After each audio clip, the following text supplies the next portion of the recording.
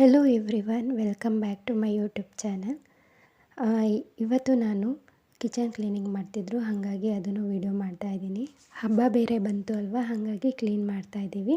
ಇನ್ನೂ ನನ್ನ ಚಾನಲ್ನ ಯಾರೆಲ್ಲ ಸಬ್ಸ್ಕ್ರೈಬ್ ಮಾಡ್ಕೊಳ್ದೆ ನೋಡ್ತಾ ಇದ್ದೀರೋ ಪ್ಲೀಸ್ ಸಬ್ಸ್ಕ್ರೈಬ್ ಮಾಡ್ಕೊಳ್ಳಿ. ಹಾಗೆ ಈ ವಿಡಿಯೋ ಇಷ್ಟ ಆದರೆ ಒಂದು ಲೈಕ್ ಮಾಡಿ. ಈ ವಿಡಿಯೋನ ಎಲ್ಲೂ ಸ್ಕಿಪ್ ಮಾಡಬೇಡಿ, ಪೂರ್ತಿಯಾಗಿ ನೋಡಿ. ಇವಾಗ ಮೊದಲಿಗೆ ಬಾಕ್ಸ್ ಎಲ್ಲ ಕ್ಲೀನ್ ಮಾಡಬೇಕಿತ್ತು, ಹಾಗಾಗಿ ಎಲ್ಲ ತೆಕ್ಕೊಳ್ತಾ ಇದ್ದೀನಿ. ನಾರ್ಮಲಾಗಿ ಎಲ್ಲ ಅಡುಗೆ ಮಾಡುವಾಗೆಲ್ಲ ಕ್ಲೀನ್ ಮಾಡ್ಕೊಬಿಡ್ತಾರೆ ಎಲ್ಲರೂ. ಬಟ್ ಈ ಥರ ಹಬ್ಬ ಅಂತ ಬಂದಮೇಲೆ ಏನೋ ಒಂಥರ ಕ್ಲೀನ್ ಮಾಡಲೇಬೇಕು.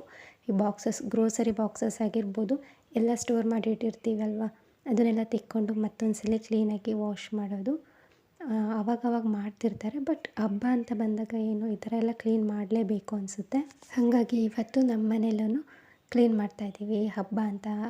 ಹಾಗಾಗಿ ಇವಾಗ ನಾನು ಬಾಕ್ಸ್ ಎಲ್ಲ ತೆಗೀತಿದ್ದೆ, ಗ್ರೋಸರಿ ಬಾಕ್ಸ್ ಎಲ್ಲ. ಇವಾಗ ಅಲ್ಲಿಂದ ಮೇಲೆ ಶೆಲ್ಫಿಂದ ಎಲ್ಲ ಗ್ರೋಸರಿ ಬಾಕ್ಸ್ನ ತೆಕ್ಕೊಬಿಟ್ಟು ಇವಾಗ ಅದನ್ನು ನಾವು ವಾಶ್ ಮಾಡಬೇಕು. ಹಾಗಾಗಿ ಅದರಲ್ಲಿ ಗ್ರೋಸರಿ ಎಲ್ಲ ಇರುತ್ತಲ್ವ, ಹಾಗಾಗಿ ಇವಾಗ ಅದನ್ನೆಲ್ಲ ತೆಕ್ಕೊಂಬಿಟ್ಟು ಆಮೇಲೆ ವಾಶ್ ಮಾಡೋದು ಅಂತ. ಇವಾಗ ಒಂದು ಪ್ಲೇಟಿಗಾಗಿರ್ಬೋದು, ಒಂದು ಬೌಲಿಗಾಗಿರ್ಬೋದು, ಈ ಥರ ಎಲ್ಲ ಗ್ರೋಸರೀಸ್ನೂ ಹಾಕ್ಕೊಳ್ತಾ ಇದ್ದೀನಿ. ಮತ್ತು ಅದು ವಾಶ್ ಮಾಡಿ ಒಣಗಿದ ಮೇಲೆ ಅದಕ್ಕೆ ಹಾಕ್ಕೋಬೋದು ಅಂತ. ಕೆಲವೊಂದು ಗ್ರೋಸರಿ ನಾವು ಬಾಕ್ಸಿಗೆ ಹಾಕಿರಲಿಲ್ಲ, ಯಾಕಂದರೆ ವಾಶ್ ಮಾಡಬೇಕಿತ್ತು ಅಂತ ಗೊತ್ತಿತ್ತಲ್ವ, ಹಾಗಾಗಿ ಕವರ್ಲೇ ಇಟ್ಕೊಂಡಿದ್ವಿ. ಹಬ್ಬಕ್ಕೆ ಕ್ಲೀನ್ ಮಾಡಬೇಕಲ್ಲ, ಹೆಂಗಿದ್ರು ಆವಾಗಲೇ ಫಿಲ್ ಮಾಡೋಣ ಅಂತ ಹೇಳಿಬಿಟ್ಟು ಮತ್ತೊಂದು ಸಲ ಯಾಕೆ ಅಂತ. ಹಾಗಾಗಿ ಇವತ್ತು ಕ್ಲೀನ್ ಮಾಡಿಕೊಂಡು ಎಲ್ಲ ಗ್ರೋಸರಿನೂ ರಿಫಿಲ್ ಮಾಡೋಣ ಅಂತ ಅಂದ್ಕೊಂಡಿದ್ದು. ಇವಾಗ ಎಲ್ಲ ಬಾಕ್ಸಸ್ನ ತೆಕ್ಕೊಂಬಿಟ್ಟು ಪ್ಲೇಟ್ಗಾಗಿರ್ಬೋದು, ಬೌಲಿಗಾಗಿರ್ಬೋದು ಎಲ್ಲದನ್ನು ಹಾಕ್ಕೊಳ್ತಾ ಇದ್ದೀನಿ. ಎಲ್ಲನೂ ಬೇರೆ ಬೇರೆ ಸಪ್ರೇಟಾಗಿ. ಆಮೇಲೆ ಮೆಣಸು ಕೂಡ ಎಲ್ಲ, ಜೀರಿಗೆ, ಸಾಸಿವೆ ಪ್ರತಿಯೊಂದೂ ನಾನು ಬೇರೆ ಬೇರೆ ಪ್ಲೇಟಿಗೆ ಹಾಕ್ಕೊಂಡಿದ್ದೀನಿ. ಅದು ಸ್ಟವ್ ಮೇಲೆ ಶೆಲ್ಫ್ ಬಂದಿದೆ ಗ್ರೋಸರಿ ಬಾಕ್ಸ್ ಇಡೋಕ್ಕೆ, ಹಾಗಾಗಿ ಬೇಗನೆ ಅಲ್ಲೆಲ್ಲ ಆಯಿಲ್ ಆಗಿರ್ಬೋದು, ಪ್ರತಿಯೊಂದು ಏನೇ ಒಗ್ಗರಣೆ ಎಲ್ಲ ಹಾಕಿದ್ರೋ ಎಣ್ಣೆ ಎಲ್ಲ ಹೋಗುತ್ತಲ್ವ, ಹಾಗಾಗಿ ಬೇಗ ಅಲ್ಲಿ ಧೂಳಾಗಿಬಿಡುತ್ತೆ. ಹಾಗಾಗಿ ಅವಾಗವಾಗ ಕ್ಲೀನ್ ಮಾಡ್ತಿರ್ತೀವಿ. ಇವತ್ತು ಹಬ್ಬ ಅಲ್ವಾ, ಹಾಗಾಗಿ ರೀಸನ್ ಅಷ್ಟೇ ಕ್ಲೀನ್ ಮಾಡೋದಕ್ಕೆ. ಆಮೇಲೆ ಇವಾಗ ಕ್ಲೀನ್ ಕೂಡ ಮಾಡ್ಕೊಳ್ಳೋದಕ್ಕೆ ಎಲ್ಲ ಗ್ರೋಸರಿ ಬಾಕ್ಸಲ್ಲಿ ಏನಿತ್ತು ಪ್ರತಿಯೊಂದನ್ನು ನಾನು ಬೇರೆ ಪ್ಲೇಟಿಗೆ ಅಥವಾ ಬೌಲಿಗೆ ಈ ಥರ ಹಾಕ್ಕೊಂಡಿದ್ದೀನಿ.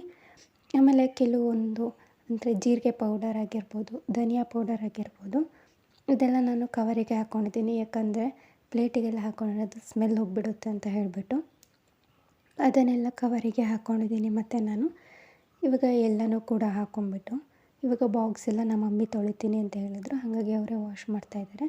ಆಮೇಲೆ ಅವರು ವಾಶ್ ಮಾಡ್ತಾ ಕೊಡ್ತಾಯಿದ್ರು ನನಗೆ ಪ್ರತಿಯೊಂದೂ. ನಾನು ತೊಗೊಂಡೋಗಿ ಹೊರಗಡೆ ಬಿಸಿಲಿಗೆ ಇಡ್ತಾಯಿದ್ದೀನಿ.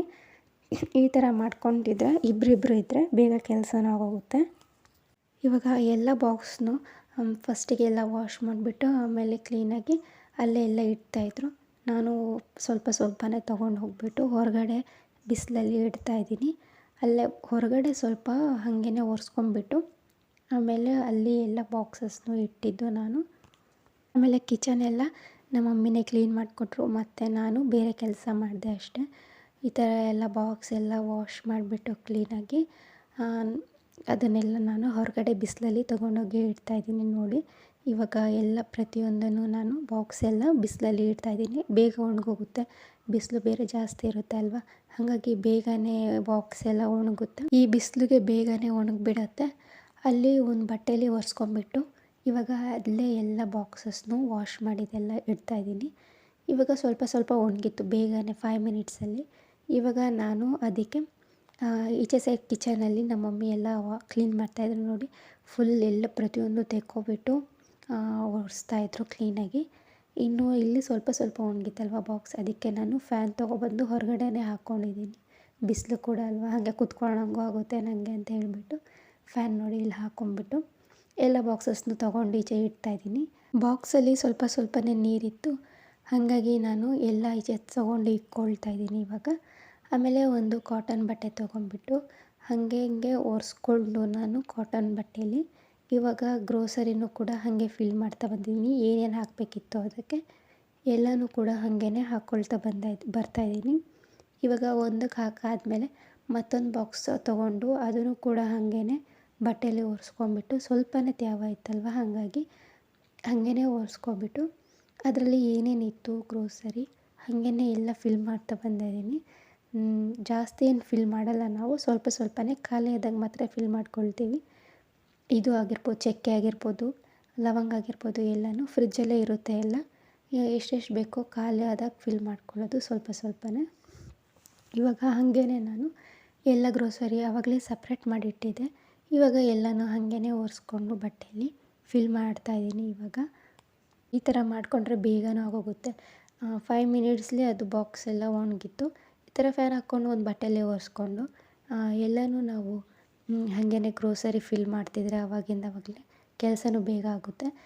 ನೋಡಿ ನಾನು ಲವಂಗ ಕೂಡ ಸ್ವಲ್ಪನೇ ಫಿಲ್ ಮಾಡಿಬಿಟ್ಟು ಮತ್ತೆ ಹಾಗೆ ಎತ್ತಿಟ್ಟಿದ್ದೀನಿ. ಖಾಲಿ ಆದಾಗ ಬೇಕಾದರೆ ಹಾಕ್ಕೋಬೋದು ಅಂತ ಹೇಳಿ. ಚಕ್ಕೆನೂ ಕೂಡ ಎಷ್ಟು ಬೇಕೋ ಅಷ್ಟು ಹಾಕ್ಕೊಂಡು ಹಾಗೆ ಇಟ್ಕೊಂಡು ಅದೇ ಥರ ಎಲ್ಲನೂ ಹಾಕ್ಕೊಂಡಿದ್ದೀನಿ.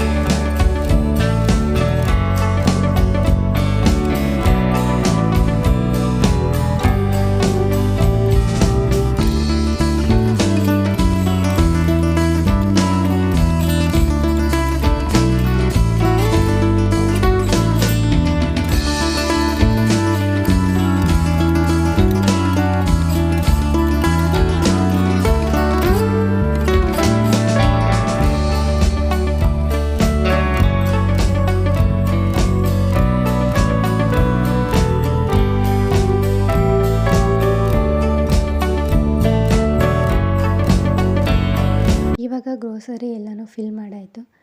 ಇನ್ನು ಒಳಗೂ ಕೂಡ ಕ್ಲೀನ್ ಮಾಡಿದ್ರು. ಎಲ್ಲೆಲ್ಲಿ ಏನೇನು ಇಡಬೇಕೋ ಎಲ್ಲ ಇಡ್ತಾಯಿದ್ದೀನಿ.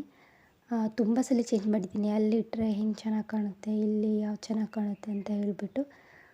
ಆಮೇಲೆ ಲಾಸ್ಟಿಗೆ ಹೆಂಗೆಂಗೋ ಇಟ್ಕೊಂಡು ಯಾವ್ದು ಚೆನ್ನಾಗಿ ಕಾಣುತ್ತೋ ಆ ಥರ ಈ ಥರ ಇಟ್ಟಿದ್ದೀನಿ. ಲಾಸ್ಟಿಗೆ ಮತ್ತೆ ಚೇಂಜ್ ಮಾಡಿದ್ದೀನಿ ನಾನು.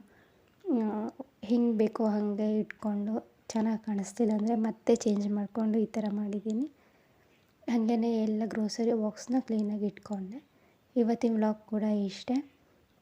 ನನ್ನ ಚಾನಲ್ನ ಇನ್ನೂ ಸಬ್ಸ್ಕ್ರೈಬ್ ಮಾಡ್ಕೊಂಡಿಲ್ಲ ಅಂದರೆ ಪ್ಲೀಸ್ ಸಬ್ಸ್ಕ್ರೈಬ್ ಮಾಡ್ಕೊಳ್ಳಿ. Thank you for watching. ಇನ್ನು ನೆಕ್ಸ್ಟ್ ವ್ಲಾಗಲ್ಲಿ ಸಿಗೋಣ.